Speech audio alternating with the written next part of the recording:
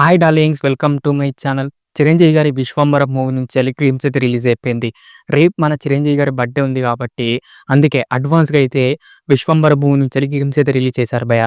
మరి గ్లిమ్స్ ఎలా అనిపించింది? నచ్చిందా? నచ్చలేదా? మరి వీఎఫ్ఎక్స్ ఏమైనా బెటర్‌గా చేశారా? లేకపోతే మళ్ళీ ట్రోల్ లెక్కనే ఉందా? మరి ఏం తేడా కొట్టింది? ఏం బాగున్నాయి అనేది డీటెయిల్‌గా అయితే మాట్లాడుకుందాం. దానికంటే ముందు ప్లీజ్ దయచేసి వీడియోని లైక్ చేయండి, షేర్ చేయండి, అలాగే సబ్స్క్రైబ్ అయితే చేసుకోండి. ఓకేనా? Let's start the video. నాకు గ్లిమ్స్‌లో బాగా నచ్చింది ఏంటిదంటే వీఎఫ్ఎక్స్ అని చెప్పుకోవచ్చు భయ్యా. వీఎఫ్ఎక్స్‌ని చాలా మంచిగా అయితే బెటర్ చేశారనిపించింది. మొన్న టీజర్ కంటే దాంట్లో అయితే మొత్తం అవతార్‌ని దింపి పడేశారనిపించింది. అండ్ వీఎఫ్ఎక్స్ కూడా చాలా అంటే చాలా బ్యాడ్‌గా ఉండే. ఆ టీజర్ అనేది చాలా మందికైతే నచ్చలేదు. అలాగే చాలా మంది అయితే ట్రోల్ చేశారనమాట.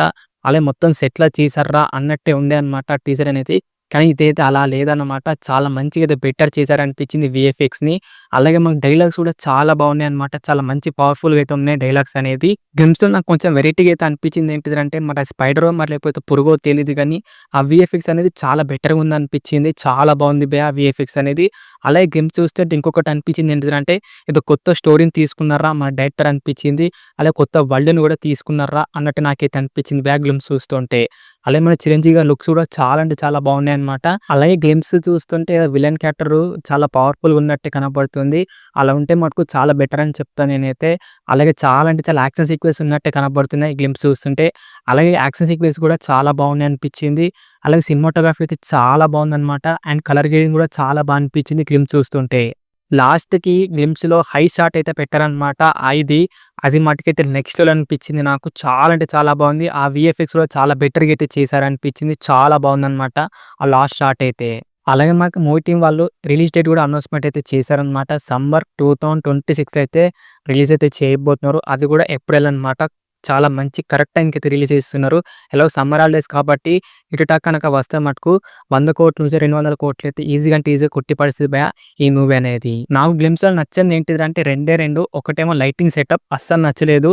ఏదో ఆరెంజ్ లైటింగ్ అయితే పెట్టారనమాట. అస్సలు వర్కౌట్ కాలేదనిపించింది. అలాగే రెండోదేమో మన ఎంఎం కీరవాణి గారి బ్యాక్‌గ్రౌండ్ మ్యూజిక్ అనమాట. అసలు వర్కౌట్ కాలేదు. వచ్చే సీన్స్‌కి గాని, ఈయన ఇచ్చే బ్యాక్‌గ్రౌండ్ మ్యూజిక్ గాని అసలు సెట్టే కాలేదనిపించింది.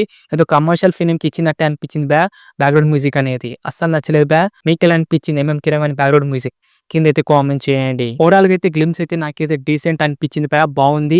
ముందు టీజర్ కంటే ఇది కొంచెం మంచి బెటర్ అయితే చేశారు. వీఎఫ్ఎక్స్ గాని, కలర్ గ్రేడింగ్ గాని చాలా బాగుందన్నమాట.